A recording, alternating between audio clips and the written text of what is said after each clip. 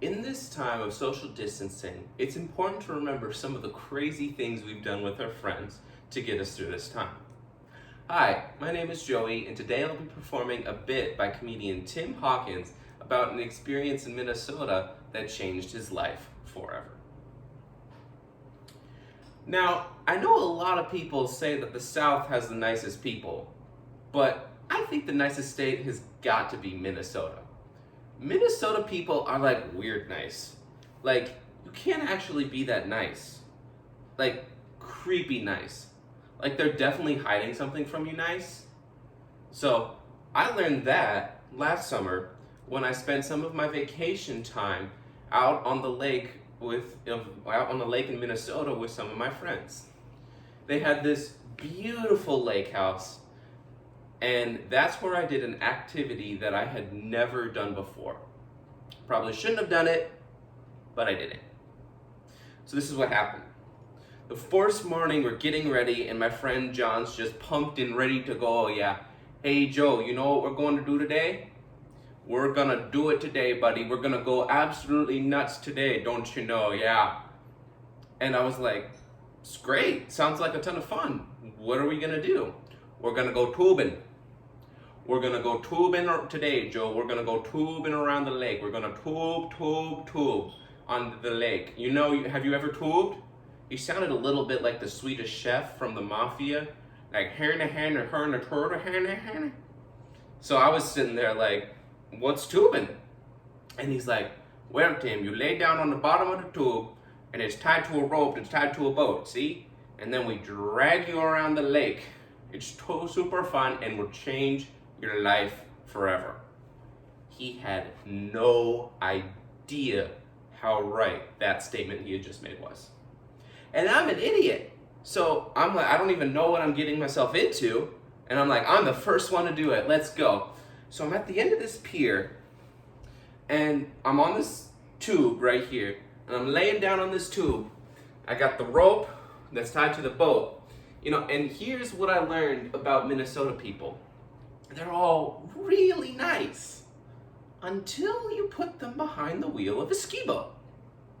And that's when they get possessed by the devil and want to kill you. For fun. So John's getting ready there. He's sitting on the boat, and he starts the boat. And he looks back at me and shouts, all right, Joe, are you ready to go?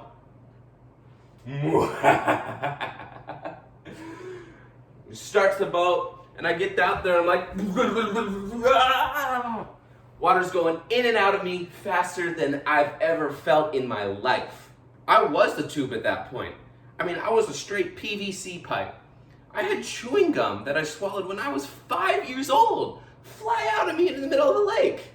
I mean, this dude completely took off, and I'm just hanging on by the grace of God to the tube, and we're going like 100 miles an hour just on the wake.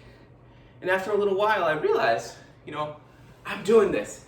I'm hanging on, and it felt kind of good. I felt the wind in my hair and the spray of the sea on my face, and my adrenals were adrenaline. So I started feeling a little arrogant almost, and I was cocky. I started singing that song from Top Gun, you know? Right into the danger zone. And that's when he turned. And that is when my life changed. I get outside of the wake and I'm singing, Jesus, Jesus, there's just something about your name. And I was singing to Jesus because I saw him.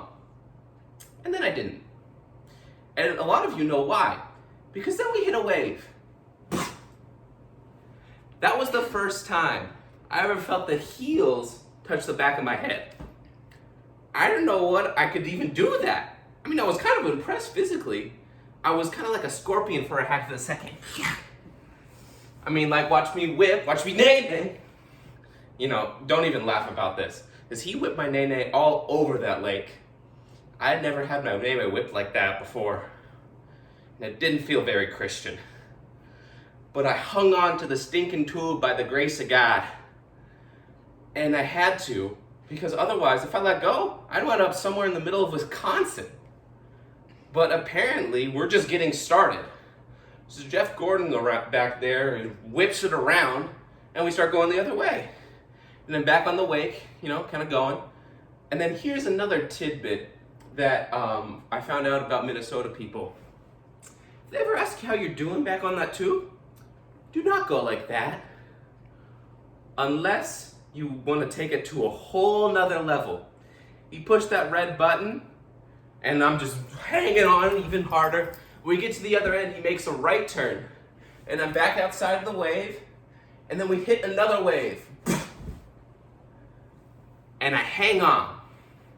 And then I remember one moment, I looked, and out of the corner of my eye, I saw something. It was something swooping down to the surface of the water. Was it an eagle? No. It was my colon. Yeah, I do believe that that's my descending colon back there. And I was like, hey John, we need to circle back and get that. I kind of need that. Need to, to shove it back in there. And I knew it wasn't my swim trunks because I had lost those an hour ago.